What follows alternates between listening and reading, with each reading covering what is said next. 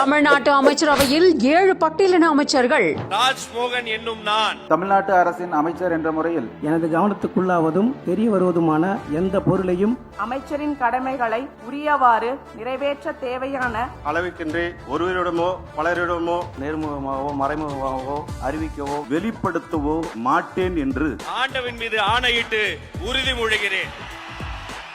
தமிழ்நாடு அமைச்சரவையில பட்டியலின அமைச்சர்களோட எண்ணிக்கையானது 7 உயர்ந்த நிலையில எழும்பூர் தனி தொகுதியில போட்டியிட்டு வெற்றி பெற்றிருந்த ராஜ்மோகன் கடந்த மே 10ஆம் தேதி அன்னைக்கு அமைச்சரா பதவியேற்றிருந்தாரு. இன்னைக்கு நடந்த பதவியேற்பு விழாவில் தாவேகா சார்பா லோகேஷ் தமிழ்செல்வன் ராசிபுரம் தொகுதியிலும், கமலி அவினாசியும், மதன் ராஜா ஒட்டப்பிடாரம், தென்னரசு ஸ்ரீபெரும்புதூர், காந்திராஜ் அரக்கோணம், காங்கிரஸ் சார்பா மேலூர் பொது தொகுதியில போட்டியிட்டு வெற்றி பெற்ற விஸ்வநாதன் ஆகியோர் பதவியேற்றிருக்காங்க. புதிய அமைச்சர்கள் பதவியேற்பு விழாவில் கலந்துகிட்ட சிபிஎம் மாநில செயலாளர் சண்முகம் அவர்கள் செய்தியாளர்களை சந்திச்ச போது இந்த விஷயத்தை பத்தி பேசினது என்ன அப்படின்னா, பட்டியலினத்தை சேர்ந்த 7 பேர் அமைச்சர்களானது இதுவே முதல் முறை அப்படின்னு ரொம்ப பெருமிதமா பேசி இருந்திருக்காரு.